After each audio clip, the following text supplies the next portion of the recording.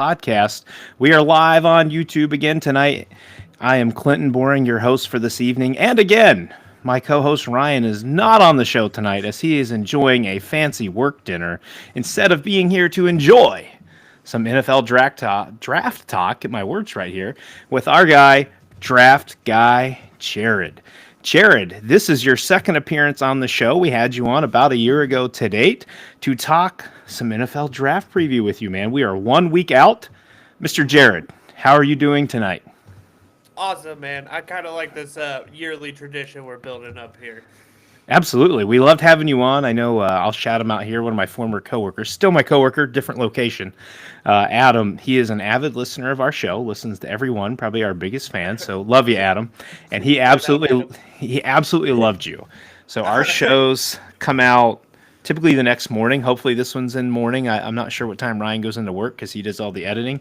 Okay. But he texted, or well, he didn't have to text me because we were at work. He came into me with work. He goes, "Dude, I love Jared. He's awesome." And you were still at the very beginning of the show, man. I think we only had maybe 2 weeks in, so we were still pretty new at this compared to what we're doing now. And so hopefully things appear a little better, do a little better than what we were a year ago when we were very I fresh remember into you this. guys were taking on like I felt like an impossible task doing like an entire preview of every Big Ten school or something this time last year. Yes, Are so you we guys doing the did. same thing? So Or we did. So Jared, last year was so crazy. We may have mentioned it to you. It was a long way to get Ryan to do this because he had done one in the past. He knew how much work it was, and I just love college football in yeah. general. So we created a 65-page document of 2023 stats to prep us for our spring preview. We did them two by two the whole way through. The big one though was our summer previews, where we had a beat writer from every single team join us. So we had 19 because of Notre Dame, 19 different beat writers, and we went. I couldn't believe we went 19 for 19. It was phenomenal. We had to move a few dates around and a few times, but we hit on every single person, and it was That's amazing. incredible, man. It is, man, and it helped the especially, growth. yeah, especially for your guys' first go round. That's a Absolutely. like I said, a daunting task, and then it was so fun to watch you guys go through that. Well, when Ryan texted me, he's like, "I want to try and get a beat writer for every one." I'm like, "Dude, you do remember I have two children, right? Like, Right. I don't know how I'm going to make this work, and my wife might murder me if we do 4 episodes in a week." But hell, we got through it. And the nice part is, since I've had to run the show the past couple times, I know how to do it. So, God forbid one of us is on vacation this summer. We don't have to skip a week. We can just do it on our own with the beat writer. Well, there you So, go. it's a fun adventure. It was a hell of a long first season, right? Like, Hmm. college football from August to the end of January. Like, it Oh just, yeah. with the additional playoff games, props to, again, my Ohio State Buckeyes on a natty run. I Yeah. really enjoyed that. But it was a heck of a first year. And you were our first guest ever. We're thrilled to have you back and talk some First ever? I football. was the first ever? I believe you were. Yes. Oh my gosh. What an Yep. honor. I had no Yep. idea. Because I remember I reached out to you before we started the show, and I'm like, I don't know if these guys will even respond to us because we might be looked as a joke. And so we got you on, and then I might have had one other person on. Then we had Ty Hildenbrandt from the Solid Verbal join us, who we absolutely Oh, love, nice. one of our favorite Hmm. college football podcasts. And our jaws hit the floor when he accepted our invitation. And that kind of gave us some hope of like, man, we can actually get people on here to want to talk with us. So that kind of inspired the summer run or the fall run that we did to get people on, and just been trying to make connections ever since. And so again, Yeah. really appreciate you coming back. I'm excited to dive into stuff tonight. Jared, just real quick, kind of let the people know where they can find you: Twitter, Instagram, YouTube, whatever you got, and kind of what you've been working on. Obviously, draft stuff, but Yeah. Yeah, you can follow me on Twitter at Draft Guy Jared, and I just started a Substack at Draft Guy Jared. So all of my draft stuff, I'm gonna kind of pair this like my Big Boy comes out Monday. If you're subscribing to my Substack, I expect it to be out Saturday morning with a pretty lengthy article. Um, and then this summer, I will be throwing content out on my Substack for free before the fall hits. When the fall hits, it's going to all be paid content. But for now, just to kind of get into it and get people ready for it, I've kind of unlocked everything for free this summer. that's awesome, man. Really nice of you to do. I'm gonna have to check that out. If you guys, again, if you have never checked out Jared, I found him through just Bengals connections. I love the guy. I love his stuff that he puts out there. We tend to agree on a decent amount of things, but Jared has way more insight and knowledge than I do, so he loves to fill me in on that, and I appreciate that. Just a lot And of then, film study, man. yeah, It's not absolutely. knowledge. It's just a lot of watching football. Well, there's a skill to it, though, right? And you learned it. You took your time, and we appreciate that. And we hope on this podcast to be as big as you and some of the other Bengals guys that I follow at some point and get a following like that. So Oh, you tonight, guys man, are on your way. Don't worry. I hope so. about it. It'll come. My 5-year, almost 5-year-old has already asked, Daddy, when can I come on your podcast? And I'm like, depends on what you're trying to do. Like, if you want to smile and say hi, cool. If you want to sit down and talk shop, we'll see. Well, like we were talking about, it's taken me 5 years to get where I am now. So, like, it just takes time and persistence. time. So, yep. But you know what they say, if you love what you do, you never work a day in your life. And for us, this is all fun, extra stuff to do, things we all enjoy and are passionate about. So Absolutely. it's fantastic. So, Jared, I don't know if you saw the clip I posted earlier in this week after our friend Redcast Rob joined us, but I wanted to start us off with just an interesting ice-breaking question tonight of, All right. have you ever had peanut butter on an egg sandwich before? And if not, are you willing to try it? Is it just like peanut butter and egg? Like peanut butter, egg, and toast? Yes, so I also put a piece of cheese on there. Okay. I did mine with white bread. I've done it with a bagel before. And then Rob did 2 different variations. He had whole wheat, then he had half bagel, and that had turkey bacon on it. I've not went the bacon route before, but I can't say I've done any of this considering I'm asking for the recipes. Is this like a common thing? Is this like a physical therapy thing? Like where did this originate from? so honestly, it was in PT school, so I guess it is a PT All thing. right. So for those of you that don't know, I went to Ohio University for my undergrad and my doctorate for physical therapy. My roommate, Ryan, common theme in my life, right? Not this Ryan that's on this show, but a different Ryan. I'm making an egg sandwich one day. He's like, yo, Clinton, have you ever put peanut butter on your egg sandwich? I was like, no, but I'm a total bro. I love to lift weights and like more protein, right? Slap that stuff on there. It gets all melty, and I'm just like, take it off from there. And this is not something I do on the daily. Lord knows, as a dad, I don't need the extra calories. But it was really good, and I tried it. He even got me to try a cheeseburger with peanut butter on it, too. I have had the cheeseburger with peanut Now butter, that- and I am a big fan of that. See, So, I think you'll go for the egg. You can do it Yeah, I don't scrambled. think the egg's too far off. I'm not scared to try anything. Yeah, man. absolutely. Especially Well- if involving peanut butter. I am a huge peanut butter guy. If you do, give the podcast and me a shout out on Twitter when you do it, and let the people know how delicious it is, because we're going to start an Inside the Pylon peanut butter egg sandwich trend here. All right. Last year, every guest we had, we asked them what their like favorite pizza place was around the college that they were at. This year, I'm just going to ask everyone, like, hey, have you ever put peanut butter on an egg sandwich? And if not, you should try, and then let me know what you think. Well, you So- never asked me the pizza question, and I We went did to not. the University of Louisville for a year. My Okay. favorite pizza spot in Louisville is Spinelli's. So Spinelli's, I'm just gonna I- go ahead and throw it out there. Okay. So I have a slight beef before we dive into more draft stuff with Louisville. So I went to a wedding a couple years ago, Jared, All right. and this was before kids. And I was all excited because my thing is, any new city I go to, if I have time, I'm getting a new pizza place. I've had probably 240 different pizza places in my 32 years. Okay. Used to have a pizza review Instagram. Again, had kids, had to put that away. But Yep. so I go down to Louisville. I'm excited. I tell my wife, like, hey, I don't want to overeat at the dinner because I got to get a new pizza. All the damn places close at like 9 o'clock, 10 o'clock on a Saturday. Man, see, that's the thing. Spinelli's is open until like 3 o'clock in the morning. We used to go after like long nights of partying, and because they're like New York style pizza strips, so Okay. you order it by the slice, and then they have deep fried Oreos. So we would Oh. just go and pound PBRs and eat There you giant go. slices of pizzas and deep fried Oreos to kind of get through the rest of the night. Yeah, That- so you just that went is to the awesome. wrong place. That's I unfortunate. did. Though I think the problem was though, we walked from hotel to wedding venue, so I need something within a walking distance of where we Yeah. were because I couldn't drive anywhere, and I probably had too much to drink, so shouldn't have drove anyways. There was this. It was like a. I don't know if it was a deep dish or more like a stuffed crust type pizza place around there that I was going for, and Then we looked at a couple others, and by then it was too late. So my goal, get back to Louisville. I want to take at some point the boys down there to see the Louisville Slugger Museum and everything. Maybe catch Oh a yeah, Bats game and great make city. a fun time out of it. And we'll spend some more time. And I will get my pizza. You said Spinelli's. I will put that in the memory bank, and I will Yeah, hit that up and let you know. there you go. So, Mr. Jared, to start tonight, I kind of wanted to go back. Another easy question here to the national champion Ohio State Buckeyes. They are putting a ton of people in A this year's ton, draft. A ton. a Probably a metric ton. ton if you put all their weight together. But Yeah.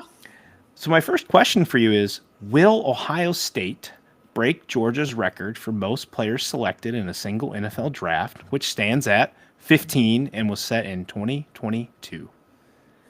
Man, it's gonna be close. It's gonna be close because I mean, all I would say all four starting defensive linemen go in the first 2 days. Then you got let's see, Burks, Simon. Those guys are maybe day three guys, and then you got offense, Simmons, Jackson, Will Howard, both running backs. Emeka? Emeka, man, that's Can't leave out 12 already. my guy Latham, safety on defense. Yeah, I don't know. 15's a lot, man, because I think the ones we named there are probably the ones that get drafted. Anybody Yes. after that, well, McLaughlin too. So Yeah. that's 14. Yep. And then there's Jordan Hancock, and then there's he fit more of like that smaller safety nickel type deal. So I'd expect something later. I know the Uh-huh. Bengals did their homework on him recently, had him in for a Let's visit say they'll there. tie it. I bet they Tie tie it. it. I think tie is fair. The ones I wonder about, I put them in yellow on my sheet here, was Gee Scott Jr. I don't think he's Just getting I don't. drafted. Yeah, I think he's a free agent signing. Hopefully, he can break on somewhere with somebody. I think he's just a little too small. I know Laporta's what 6'3" as well, but Yeah. Gee came in as a full fledged wide receiver, and it took him a few years Yeah. to make that deal. And I worry about McLaughlin because of the Achilles tear.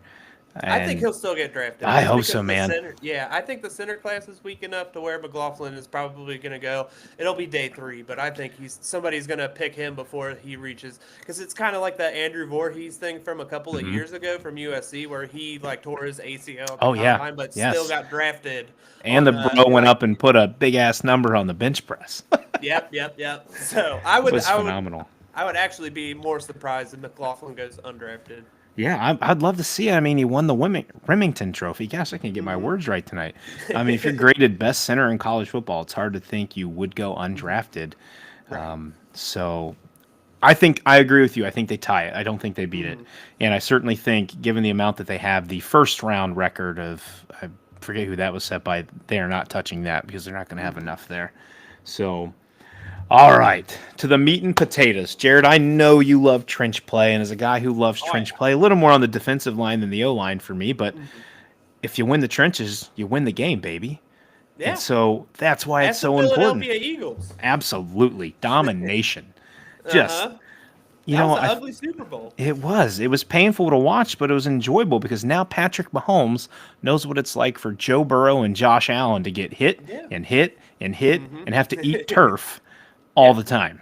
So hope you enjoyed that, Patrick. Glad you lost the Super Bowl. So the biggest thing I take from this year, and a lot of it's from our guys at Locked On Bengals, Jake Liskow and James Rapine. If you guys are Bengals fans tuning in tonight, please check them out. They do a phenomenal job. Joe Goodberry's been appearing on there here recently too. But a lot of the talk that they've brought up and that I've seen you mention is the talk of tackle to guard converts. And guys that like Ryan and I cover, Josh Simmons, Josh Connerly Jr., Ariante Ursary, Marcus Simbal, in addition to others of like Kelvin Banks, Jonas Savaniah, hope I said his last name correctly. Saba Inaya. Sava Inaya, there we go. Maybe be a Bengal at 49, we'll see. But That'd be great. mentioning all those guys are guys I've heard, plus more, be mentioned as they might go better from tackle to guard in the NFL. So my question to you is, when you're studying these guys, especially the tackles, what stands up or shows up to you on tape or in their athletic testing that can suggest that they'll make a better guard than tackle in the NFL and be good at it? Yeah, there's a lot of things. This is a phenomenal question because I think for every person if you would ask, especially guys that watch a lot of trench play, you'll get a different answer. So for me, it's a lot of movement based things. It's like and personal preference. So for me, I like my guards to be stout. Like I like their Hmm. anchors to be firm. I like their punches to land. I like their punches to be strong, and I love grip strength. Any if somebody gets their hands on you, they should not be able to let go. Um, and then other things I kind of look for. Let's just take Kelvin Banks for example, Hmm. because I think he's been probably the best example. Him and Donovan Jackson have been Hmm. the best examples of this conversation, in my opinion. So Kelvin Banks has awesome footwork. He plays with a great wide base. He bends at the waist, but when he plays tackle, he's a two-hand puncher, so he kind of he's punching with both hands, and that can cause some leaning and balancing issues. If you move a person like that is taught that, or just kind of does that naturally whenever they're striking, if you can move that person inside to where their strike doesn't have to move as far to the Hmm. defender, you're kind of eliminating that balance issue. So that is why I personally viewed Kelvin Banks as more of a guard prospect. And Donovan Jackson's kind of the same way, kind of like a shorter arm. When he punches, he really kind of leans into it because you want to generate force. You want to knock the dude across from you, kind of off of his path, off of whatever he's trying to do. So Jackson and Banks are both good at that. I'll tell you what though, I never really noticed Jackson having that issue Hmm. um, at tackle. So Yeah. like he's kind of the opposite. Like you definitely saw more of it on the inside where he'd Hmm. lunge and lean and kind of get off of his skis. But as soon as he moved to tackle, it kind of like the light clicked and he was like, "Oh, I don't have to lunge and lean. Like I can kind of be more patient out here. I can kind of let guys come to me, or I can kind of treat them like I was playing at guard and get to them quickly and get my hands on them and use my short area expertise to kind of play tackle. So it's just one of those things. Like I said, personal preference, what you see, what the player. It's kind of really determined by how the player plays within his own skill set. Okay. Well, then we'll go back to another guy here. We mentioned Ariante Ursary. He's such a big human, and we saw Mm-hmm. the Yep. Mekhi Becton for the Philadelphia Eagles have success at guard this year, who's also a massive human. Yep. Does it give you any pause or cause for concern with someone that large stepping into? I mean, he's such a big human. He's working in a smaller space. You'd think it would work, but you get some of these smaller defensive tackles who might be able to get underneath him. They're quicker than Mm-hmm. him. To someone of that size, what kind of gives you pause with that? Or is it a good thing? So with Ursary, I love his power, and it all comes from his base. As long as he can keep his base wide, and I think I've been a big fan of Ursary. I have a first round. I'm one of the few people hit that's like me and Nate Tice are like the two Mm, people that kind of have a first round grade from because you see the power, you see the length, you see the movement abilities. It's all just kind of technical refinement that Ursary needs. So I think one of the things that would really benefit him because he plays with high pads. He's very wide with his hands. He can land his punches high. Something that you can kind of do with a player like that is move him inside. Make him play smaller than he is. Make him play in a small space so that he has to bend at the knees. So he okay. has to land his strikes properly. So I think he's somebody that could really benefit from a move inside. And even with his size and length, like that gives you the versatility of having a guard slash tackle, and Hmm. then it also gives you the ability, like I said, to get him trained in those small spaces and then move him out to the outside, kind of like Donovan Jackson did, where he used that skill set outside and to be a long term kind of tackle. Absolutely. And thinking about, again, being such an avid Bengals follower, we see these tackle to guard converts come up, and a guy Mm-hmm. like an Orlando Brown who may not be on a team, whether Bengals or somewhere else, after 2 more years of a contract, you Mm-hmm. get that guy who gives you a good solid 2 years, and you see the possibility of moving him out to tackle. But if he's pretty darn good at guard, maybe you should just leave him there, right? And let him Right. protect your QB. Uh-huh. Yeah. I mean, that's going to be something for the Bengals. They really would have to balance. So yeah, I agree Absolutely. with you on that one. Yep. And then I want to hop again back to Donovan Jackson. You hopped right into, you went to it perfectly. I was going to ask, is he going to be, I guess we can still ask, do you think he'll be a better tackle or guard in the NFL? Because we saw him, you talked about some struggles at guard. I felt like at times after his freshman year, which was pretty good in sophomore year, and then as he got a little further along, it was like it's not adding up. Like you're expecting bigger jumps year by year. And was it the shuffling beside him? I know when center and tackle, those things change. That affects with an interior lineman or any O lineman personally. But then you watch him step out at tackle this season on a depleted line. He goes against Abdul Carter. I think he gave up one quarterback pressure, and he completely shut down James Pierce Jr. Now, the draft thoughts have changed on him a little bit, but what James Pierce does is he's an elite pass rusher. So he shut him down. What spot do you think's the better fit for Jackson specifically? And the percent chance you think that Donovan goes in the first round of this year's NFL draft?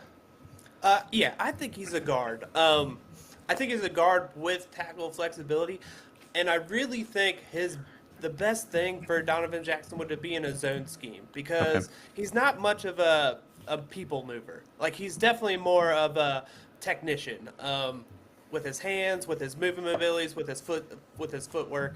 I think all of those things are perfectly fine on the interior if you're not asking him to move people or anchor down too much. So, like, I think he'd be a perfect. I think I tweeted it out not too long ago. I was like, Donovan Jackson and the Miami Dolphins is a match made in heaven because like their zone scheme, they do so much multiple run stuff, and he's so good at move, especially like his movement, like his blocking on the run, blocking in space, climbing to the linebackers and stuff. That is his like wheelhouse. That is what he's good at. That is what I think you want him to do all the time. So I really think he's more of a weapon at guard. Mm-hmm. But like we saw him play, and I think the Texas game is probably his best tape at in all of his college football.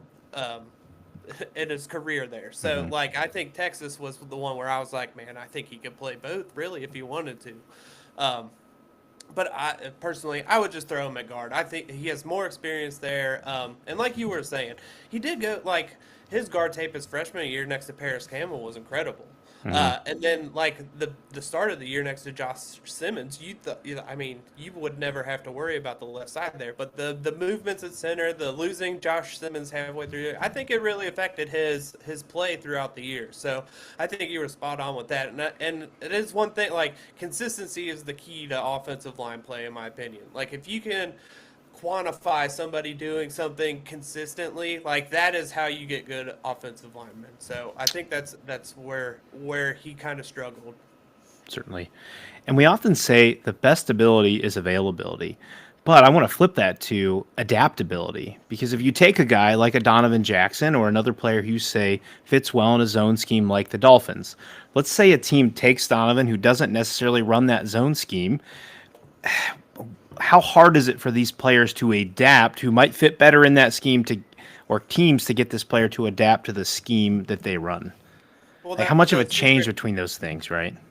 Yeah, that's the secret sauce of the draft, man. You're trying to marry not just your scheme, but personalities and Mm-hmm. play types and all of this fun stuff. So, I mean, that's a phenomenal question. It's a question all 32 NFL teams have to answer with that, and I don't think I'm qualified to do that. Absolutely. I mean, I always wonder. I always say what I found with the best coaches, and you hear other people say this, is the best coaches, offensively or defensively, can mold what they do to the players they have, hmm and that you get the most out of them. Maybe it's not a perfect fit, but I can take you and I can mold what I have around you, and I will make it work. It may not be perfect at all times, but it will work. So I know you hear these things too. Like Urban would always say this when he hears other coaches say, "Well, I don't have my guys yet." He's like, "You do have your guys. hmm They're on your team. Take what you have and make it work." And so that's some things that I certainly think that adaptability component kind of comes in key there. Yeah, when I'm watching film, I don't try to put square pegs in round holes. I'm like, what is this player good at? Where does he fit? And like, how do these traits? Where do these traits kind of fill out in the schematic landscape of what football is asking them to do? And then trying to fit that into a more rigid box so that I can kind of clump that. Yeah, it's like a build, like you're trying to build. Uh, it's like you're watching them trying to build what they would be good at while you're watching them. Certainly. Well, before we move off the offensive lineman, two-part question here. Number one, who is your personal number one offensive lineman in this draft? And then give me one sleeper guy. I've been looking at sleepers of maybe like, let's say, late day 2, day 3. They could be an interesting fit for teams. All right. My favorite's Will Campbell. I know that's a cheat answer, but I mean, he's my favorite. I mean, every time you throw on the film, you're like, I don't know, man. He looks kind of stiff. He's got short arms, and then he just wins. He just constantly wins, and he like tries to whoop ass while he's doing it. So like it's an absolute fun. It's a joy to watch. And it's funny because like I have my big boy board and I have my guys. I had to leave Will Campbell off of it because I feel like he's like one of those blue chip players. But he's one of those people. Like if I'm bored on a Saturday, I'll just flip on Will Campbell film. So Nice. He's one of my absolute favorite that I've ever watched or evaluated, and I think the arm length thing is all overblown if you flip on the film. So big Will Campbell guy. And if we're talking sleepers, hold on, let me pull up my board here if we're going to talk some sleepers, because I mentioned Bryce Cabeldue from Kansas the other day, and I don't want to use that one again. So let's see here. And actually, I was just had somebody entered my mention. I'm gonna go with Emory Jones. Will Campbell's. Oh, gosh, I'm just talking to you now. That's all right. Emory Jones. He's kind of like going into the last fall. Everybody was talking about him as a first round tradesy kind of prospect, and then he kind of stagnated throughout the season. But all of the flashes and stuff were still there. I think he got more consistent this past year. So yeah, I think a lot of people are sleeping on Emory Jones right now. And somebody had mentioned that he has been on a visit or. It was Orlando Brown Jr. He let it slip on a podcast that he had been in for a 30 visit. So yeah, Okay. I'm a big Emory Jones guy. There we go. And I think he's like one of those guys that nobody's talking about right now. Might slip into the 4th round, and I think he's going to be one of those solid starters for the next 10 years. I thought you might give me a Cincinnati Bearcat local Luke Kandra as a potential I spot there. I am a big Luke Kandra film. I'm a big fan of Luke Kandra.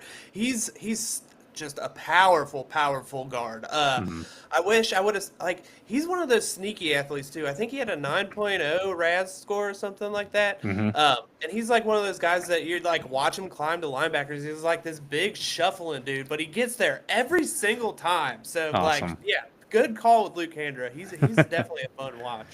Absolutely. All right, now I want to flip over to my favorite side of the ball, the defensive line. And you can't start a defensive line conversation without an aforementioned player of Abdul Carter. Personally, and we'll get your thoughts in a second, he is my number one player in this draft. I watched him with one arm, single-handedly, kick Notre Dame's offensive line's ass.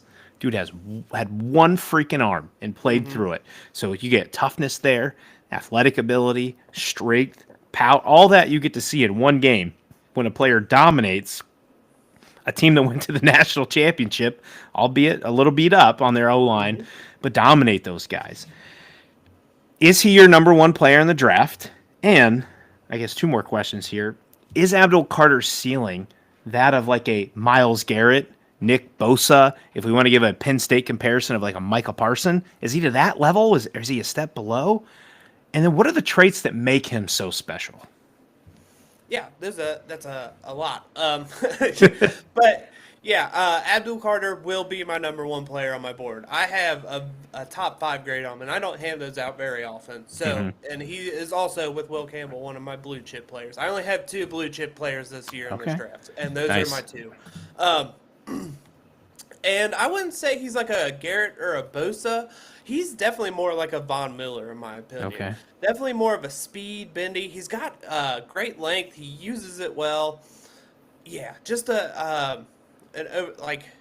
he's definitely more Von Miller in my mind. What was the last question? Just the kind of the traits that make him so special. Oh yeah, he's got the best get off I've probably ever studied. Him firing off the football is one of the most. He's one of those people. If he had tested, he probably would have broke the record for like a broad jump or like vertical or something. I wouldn't be surprised if he had set any kind of records like that.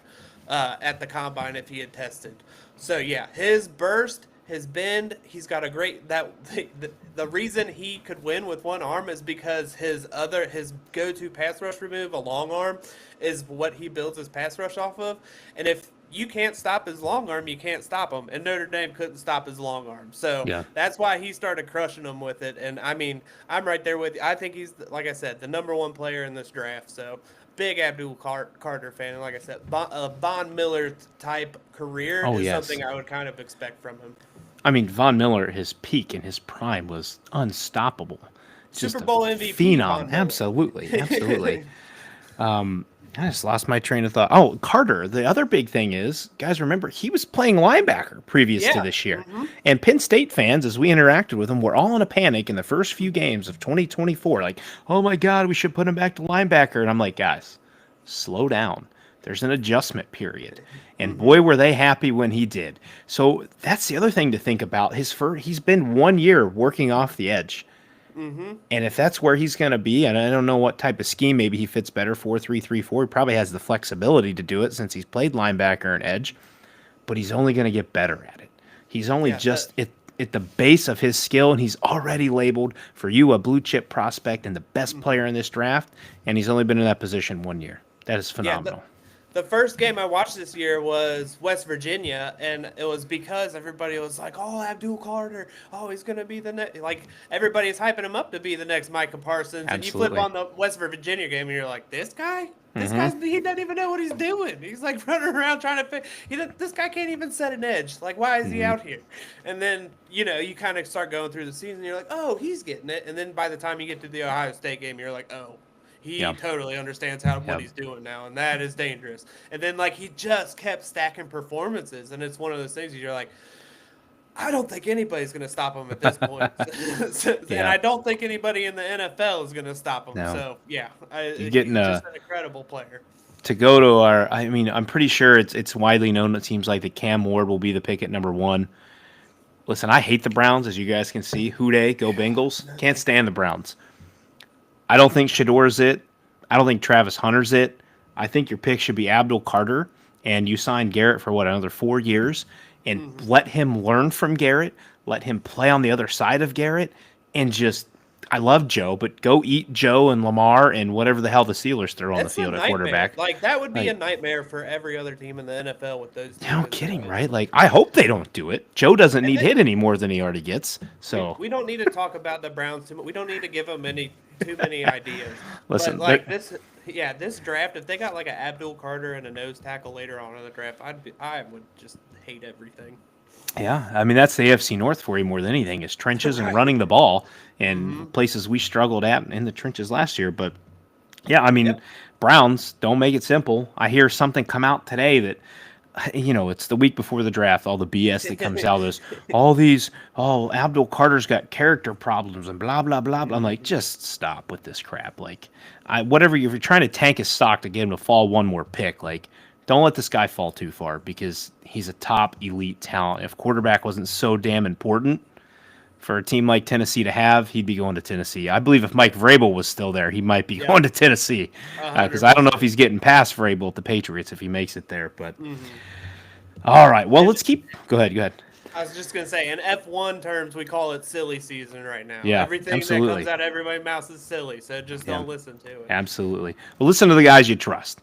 Don't trust your even if they're Twitter verified. Do your research because people are looking for clicks right now. Right. Let's go back to the Buckeyes. 2 former 5-stars that Larry Johnson brought in, 4-year players for Ohio State. At times, you never felt like they reached their full ceiling, but then you see them in the playoff just go off.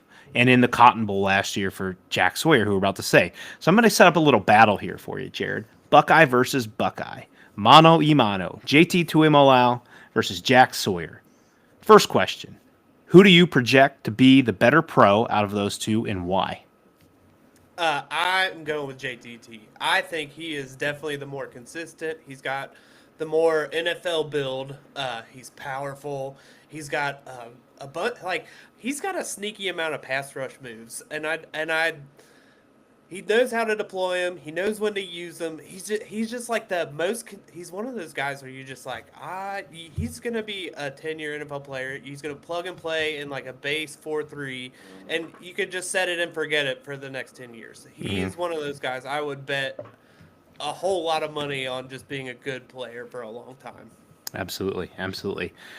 And if we're looking at the both of them, I know pass rush here and there. What was it, 3 years ago now? JT went supernova against Penn State. Mm-hmm. You've seen an elite pass rush type game out of Jack Sawyer in that Cotton Bowl. The hit on Quinn Ewers that everybody heard. It's like the hit heard around the world, Mm-hmm. almost to that level of the Sam Hubbard take away and run it to the house. Yep. It was on that level, right? So hit or miss at times in the pass rush. But I've heard for 4 years both of them are elite run defenders. Knowing that in mind, does that tell you, like, I guess my question is, what type of team or scheme would each of these players kind of fit better on than we could see in the NFL? Like, maybe where should they go if you could pick?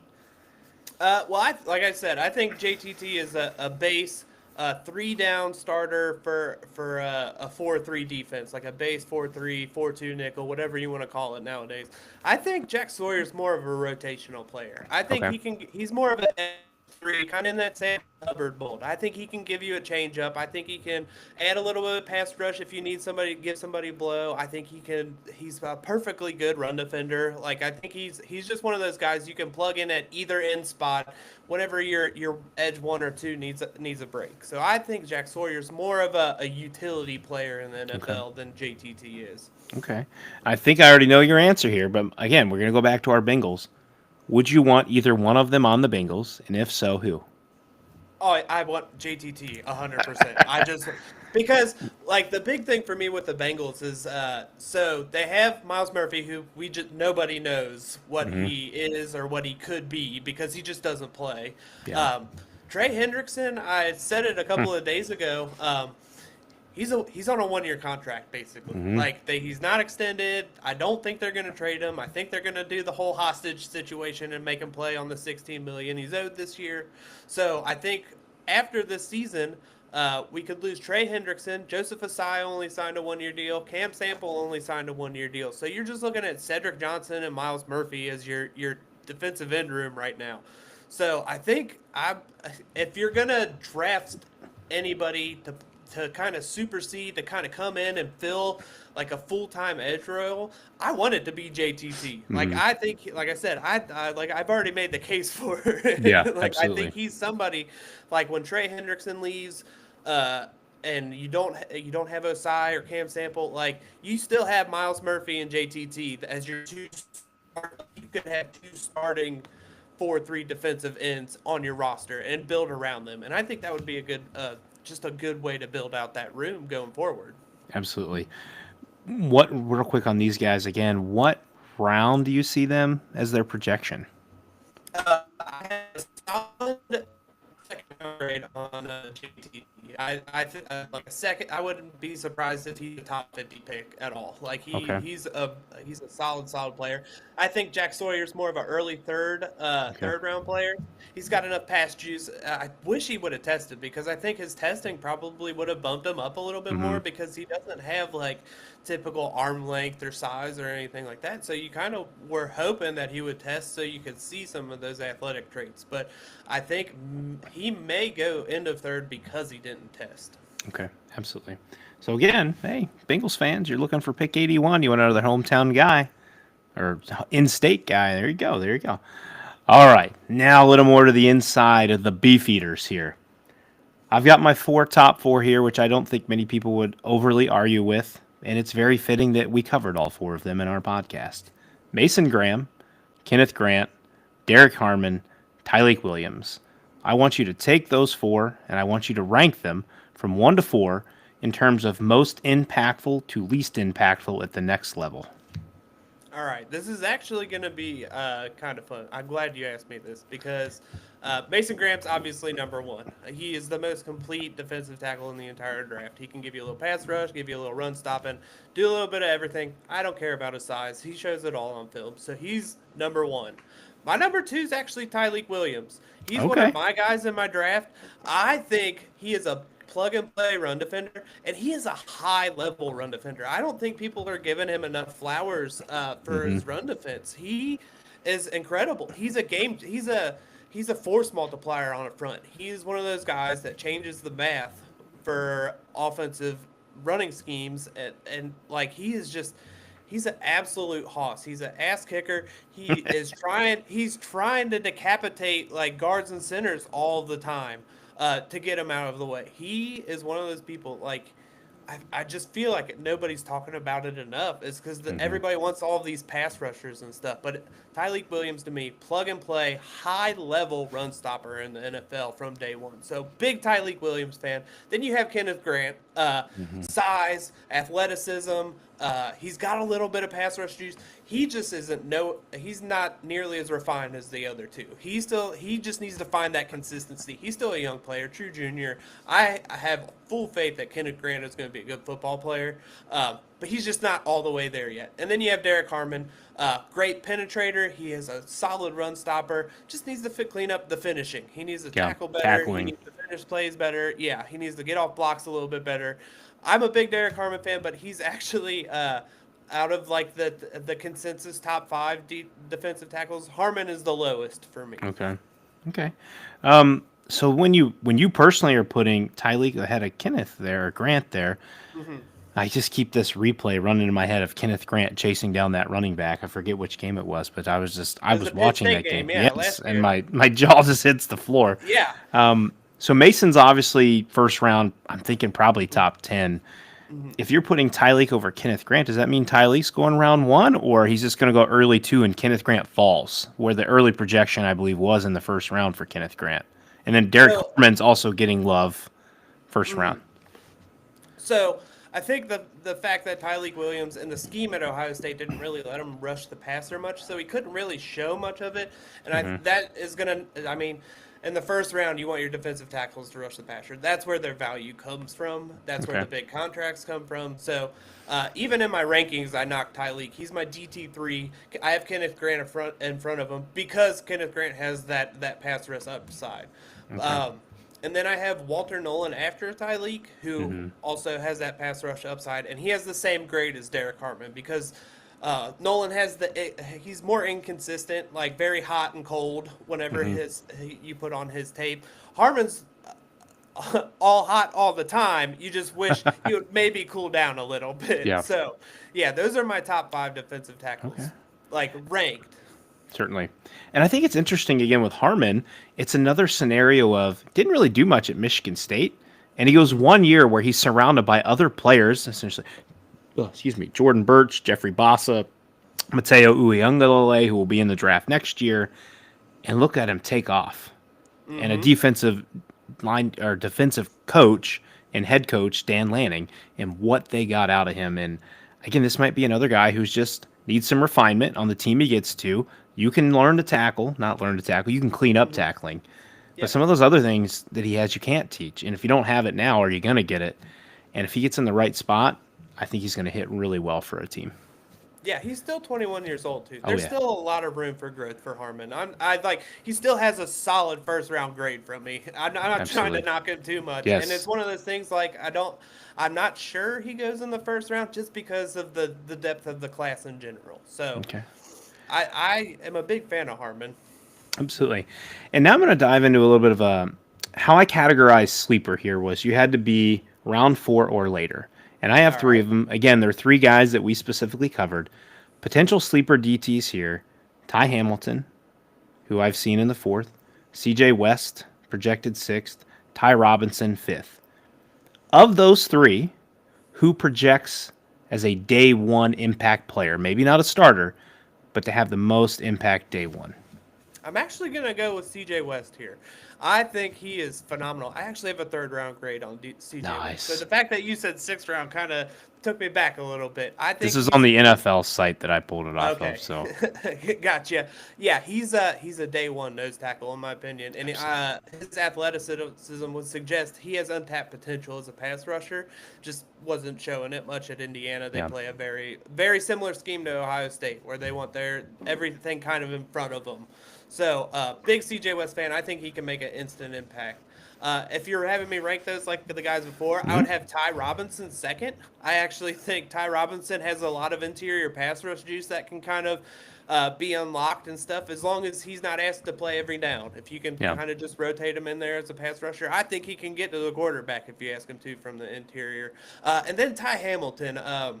He's got all of the NFL measurables that you want. He's got size, he's got power, he's got a great burst off the line. Just inconsistent. I'm not sure I would trust him too much until you kind of get his feet wet a little bit. I think you really he's one of those guys that I think you need to kind of sprinkle him in a couple of times to Mhm. get that experience to really kind of get him going. So I'm a big fan. I also have a third, round grade on Ty Hamilton. I actually Nice. have the lowest grade of those three I have is Ty Robinson. Yeah, and I felt like that was kind of the way with Ty Hamilton's career. Again, when Ohio State's bringing in 5 stars and high 4 stars all the Mhm. time, it's really hard to make a stand in a room where everybody else is as good, if not better than you. And that was Mhm. kind of Ty is from his start of his freshman year to where I believe he was just a fifth-year player this year for Ohio State Mhm. is sprinkle him in a little bit, get him some time, Mhm. and then he finally shows you what he can do at the collegiate level this past year for his fifth-year senior year. And was Ty Robinson? Wasn't he one of those who another one who tested high on the Ross, if I remember Oh yeah, correctly? he is over not he's an elite tester. I think it's a Absolutely. 94 percentile tester. Okay. Hey, Ty. I know you came into Cincy. If you just want to stay there, buddy, we'll take you. Zach Uh, Taylor likes his Nebraska boys too. Hey, I'll take it. If that could somehow, I mean, I'm fine double dipping. We need Hmm. trench help both sides, guards, DTs, edges, you name it. I'll take it. If we just want to draft all trench guys this draft, I'll be okay with it. But if Yeah, you want to double, Robinson's a tweener too. He can yeah, fill both. He could do edge and absolutely. DT. I think he'd be a fun player. This is why I like Jihad Campbell so much, man. Yeah, Linebacker, edge rusher, fits it all. a little bit Do of it, everything. Bengals. If he's there, do it. All right. Well, I can't get too far into this episode as we get near the end here without giving a little love to some Notre Dame Fighting Irish players Even because though my Ryan's not co-host, here. I know, Ryan, if there's one part of the episode to tune into, brother, now it is your boys. He specifically brought these up to you a year ago at this time Hmm. for this time this year of these DTs. But I'm gonna name Yep. 3 guys here: Riley Okay. Mills, Howard Cross, they're 2 stud defensive tackles, but also Jack Kaiser. Again, I know not D lineman, but linebacker, and I want to give some love to the Irish. Are these 3 Irish players, Jared, all going to go on day 3? As they were 3 key cogs in this Irish defense last year. And if they are going to go in day 3, what knocks them into day 3? All right. So I think Kaiser and Mills are both locks for day three. Okay. Mills, unfortunately, had the injury, and I think Hmm. that's the only reason he is in day three because I think Okay. he had borderline day two tape if he had stayed healthy. So he's got NFL size. He's an excellent pass rusher for somebody as big as he is. He just needed to clean up a lot of his pad level and run defense. So I was actually pretty high on Mills coming into the season. Like I said, unfortunate for the knee thing. And I think Kaiser, an instinctual guy, he's got great short area quickness. I think if you're asking him to kind of roam the middle of the field and attack downhill, he's going to find a role on an NFL defense, and if not, Okay. he's probably going to be an excellent special team. Excuse me, excellent special teamer. Howard Cross is the one I have the most trouble with seeing getting drafted. I think he'll be 26 in the middle of the season. He's an older Oh prospect, yeah. my God. Undersized. I think he measured in 6 foot 280 or something at the pro day. Hmm. Very small, short arms, and he's a kind of a one trick pony with his gap penetration. So, oh gosh, I watched the NIU game Hmm. pretty Oh early boy, in the don't year bring that up last to year. Irish fans, man. Yeah, I know, but a lot of it kind of falls on Mills and Cross because they could just not hold the point of attack. The run defense was just not there. So Yeah. Howard Cross unfortunately has a UDFA grade from me. Yeah, it's amazing because we specifically brought these guys up. We also brought up Graham and Grant because Hmm. they were the best defensive tackle duo last year and kept the same thing this year. But we said that Mills and Cross could maybe come into that mold, and here we are looking to wear day 3 grade to undrafted free agent, and that's Hmm. pretty crazy how time changes things. Like, and Yep. people start getting your eyes on you because it's your draft year now, and now we're focusing in on you, Hmm. and it changes things. But props to Graham and Grant, man. They stayed at the top. They're elite. Teams are going to be super lucky to get them. Notre Dame did a great job rotating their young guys into. They Mhm. played a lot of their young guys throughout Yes. the season, and Mills and Cross just didn't play nearly as much Yeah. as they had been playing. So I think that kind of goes into it as well. So doesn't that, quick tangent here, doesn't that give you hope with the Bengals D this year, Jared? Is that I just felt like at times Lou did not utilize his youth enough, and almost that he didn't care enough to want to do it. Yep. And Al Golden just took second to third DEs and D linemen from Notre Dame and carried their ass to a national championship game. And if he Yeah, can, freshman DB. yes, Yeah, it was incredible. if he can get that out of 18-year-old kids, the hell you think he's going to do with the 0.1% of guys who make it to the NFL? I'm The I'm playoff all run, for. yeah, the playoff run from the Irish was really an impressive run from that entire unit because, like I said, there's a lot of shuffling, a lot of bodies in and out, but they always played like they were working with one brain, and that's what you Absolutely. want to see from a defense anyway. So, kudos to Al Golden. I'm excited to see what he does because I still think there's plenty of untapped talent on the Bengals that they just never utilized with Yeah. Lou. I mean, Miles Murphy, for instance, Joseph Osai still feels untapped on the defensive line. Jordan Battle getting flipped in Yeah, and out. absolutely. The DJ Turner, like Dax it was Hill. just yeah, It's just like, it was like one of those things. He was just stubborn. Like he Yeah. was like, the old guys know what they're doing. Let's keep yeah, the old let's guys play Von Bell. As much as I love him, let's play Von Bell over a guy who Uh-huh. Nick Saban loved and said was going to be a great Right. pro. Let's play Von Bell. It's neither here nor there. That's why he's the Colts' problem now. I love Lou and I love what he did for the Bengals, but I'm ready for some fresh blood. So you know what, Jared? I'm pretty damn proud of myself. We have kept pretty good to my 60-minute track. So much so I have maybe two more defensive line questions before we go into the little fun rapid fire I have for you. All right. Let's tackle these two guys first. No pun intended there. And maybe block them since they're defensive. Let's block these guys first. Mike Green and James Pierce Jr. Arguably, again, two of the best pass rushers in this draft. Kind of your thoughts on them, but then also pairing that with what we keep hearing of off-field things for Mike Green, and then maybe James Pierce is more of a one-trick pony plus off-field things. We see a lot of things going on maybe at Tennessee now with the whole Nico Iamaleava thing. Like, your thoughts on those two? Yeah, I'll just be real quick with Mike Green. I think he's a top 10 talent. The off-field stuff is concerning. I probably wouldn't have him on my draft board just because it was like a two-incident thing. It's like one of those things where fool me once, shame on me, fool me shot, the old, I don't know how it goes. I'm not going to fall for it again. I don't want to have to deal with any kind of off-field stuff that Mike Green would bring. James Pierce is interesting, man, because going into this season, I for sure thought he was going to end up with the top. I mean, he still ended up with a top 15 tape grade from me. You still see the explosive athleticism from him, but there was definitely something about his game this year where you're just kind of like, this is not the same person that I watched, and it's one of those things like maybe some college players should sit out the year before they go to the NFL because when you have people on the internet telling you you're going to be a top 10, top 15 pick for an entire summer, and then your coaches don't want to play you. Like, I could see where that would be frustrating from a player's point of view. I can also see where that'd be frustrating from a coach's point of view. Like, we have a top 10, top 15 talent, and he doesn't want to put in the work to continue to build on that. So, Pierce is one of those things like, scouts are really just going to have to turn into private eyes. Like, they are really going to have to dive in and see what this guy's made of, because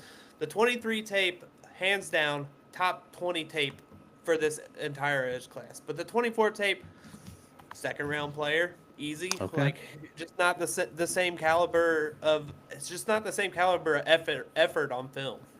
Yeah, absolutely. Damn, you got me so thinking much about Pierce there. I lost my train of thought. I was going to say about him. Give me a quick 10 seconds here to think what I was going to say. I don't have it. All right. Well, my last question for the D line. Let's go. We'll just sum it all up. You can't say Abdul Carter. Who is your number one defensive lineman for this draft? And then who is your sleeper defensive lineman? Again, excluding Abdul Carter. Excluding Abdul Carter, I have Mike Pierce. I'm combining the two. That'd be a hell of a pair. Yeah, Mike Green would be my number 2 edge rusher. Mason Graham's would be my number 2 overall defensive lineman. Okay, So nice. that's how those two would stack up. And then if we're going sleepers, I gotta go to my Louisville Cardinals. Ashton Gelati Yes. from the Louisville Cardinals is. It's one of those things. I don't know if it's like my bias, like completely overwhelming me, but you flip on his film and he just does everything, and he does it at 1,000 miles an hour. So, and he's just an absolute joy to watch. He plays the run just as hard as he plays like. He does everything. He's a coach's dream, in my opinion. He's a little undersized, but he's got all the athletic tools. He wants to play physical. He wants to beat people up. He wants to sack the quarterback. He wants to get in people's faces, and he comes up in crunch time. He checks every single box for me. If he had 34-inch arms or anything like that, he would be a first-round player. Yeah. I know what I was going to say now. You said they were going to have to private eye this stuff with Pearson Green. I know a guy, Ryan Day's brother, who apparently Michigan thinks he's a PI and can dive into all these things. Just want to get a shot in there. All right. Well, we have made it, and I can now give it, because we've made it in enough time, my little rapid fire segment. So, Jared, I've got 1, 2, 3, 4, 5, 6, 7, 8. And if you've tuned in at all to Ryan and I, we love our sounds. I am not well adept enough to press sounds and make this more fun with that. Okay. But we also like to do games and different segments in ours. So I want to do a rapid fire segment with you. You can give me one word. You can give me a couple words. There's some true false in here. There's some would you rathers, things like that. So if you want to give one word, if you want to give maybe up to 5 words, that's fine. But we're going to shoot a little rapid fire here, Jared. Are you ready? Absolutely. All right, first one, true or false? Travis Hunter should pick one spot, wide receiver or cornerback, and just stick with that in the NFL. False. It's way more fun if he's playing both. True or false? Jahad Campbell should be the pick at number 17 for the Cincinnati Bengals if he makes it to that point. True. I love it. See, you're playing to my heart there. All right, next one. Who would you rather lead your team for the next 10 years? NFL team. Will Howard or Dylan Gabriel? Dylan Gabriel. Oh. That was a trick question, man. All right. I'm going to save this one. Should I? Let's see. Yeah, we'll save that one for a minute. Would you rather have a dominant run stuffer or dominant pass rusher on the defensive line? Run stuffer. I love it, especially in the AFC North. Which is more important, Jared? Tape or athletic testing? Tape. There we go. And then I think my most fun true false, and I think I know where you're going to go here. True or false? Colston Loveland will be a better NFL tight end than Tyler Warren. False. I love it. I know you're a Tyler Warren truther, and I'm excited to see where either one of them go. And I feel like, again, if we'd done a little better job in free agency, I'd have been all for either one of them at 17. All right, last two here. Will Cincinnati host an NFL draft in the next 5 to 10 years? True. True. Okay, good. Do you have any insight on that? Is that a possibility? I have no insight, but it's got good vibes. Absolutely. They've already done Cleveland. No shit. Done Cleveland and Green Bay. I feel like, and Kansas City. So, like, they're kind of doing the smaller markets for Pittsburgh's next year. Yeah. So they'll be in Pittsburgh next year. So bring it to the Queen City, baby. Let's get down there. I don't know if I would try to go, like, watch at the stage, but I think for Thursday night, I would have to travel to Cincinnati and just get in a bar or something and watch it. Absolutely. Hell, maybe we'll have to meet up, Jared, if they host one. Let's do it. And my last question of the night, I saw this one floating around on the old Twitter sphere or X sphere the other day. Who's the bigger Cincinnati star, Joe Burrow or Ellie De La Cruz? Oh, this is Joe Burrow. All day. But Ellie's closing fast, man. Ellie's somebody I saw a nickname. He was Ellie De La Error now because he's got so many errors this year. I haven't been. I'm more of a Reds casual than I used to be, so I haven't made too much. But I mean, Ellie's fun, man. He's a big personality, and you gotta love that in Cincinnati. The one difference was the Bengals can afford to pay Joe Burrow, and when Ellie De La Cruz payday comes up, he's going to be a Dodger. He's pretty much already said it. So I'm one of those weird guys that split on 71. I am a Guardians/Indians fan for baseball, and I'm a Bengals fan for football. Bigger Bengal fans than baseball. I love football, but I'll still root for the Reds, except when it's the Ohio Cup, and I hope the Guardians smash them. But all right, Jared, that pretty much wraps us up for our NFL draft preview tonight. Again, I want to thank you, but also before you go, I want you to let the people know again real quick where they can find you. And again, anything else that you've been working on that the people can check out so they can find or look you up. Yeah, just at Draft Guy Jared on Twitter, and my link to my Substacks there in my profile. So if you just want to click that and sub, you'll get all of my work that way as well. So just do that. Absolutely. And guys, again, I thank you for those of you who joined us. If any of the Cincinnati Bengals fans I called out to try to join us tonight, I hope you guys tuned in. As always, you can find us on YouTube. Just search ITPCFB. Make sure you press like and hit subscribe there so you can always stay up to date with us. You can find us on the social medias of Instagram and Twitter/X. Just search ITPCFB. That is where Twitter, at least, is where we're the most predominantly active in the off season. And then you can also find us on your preferred podcast platform. Just search Inside the Pylon, Midwest College Football Podcast. For Ryan, for Jared, I'm Clinton. Deuces. We'll see you guys next time.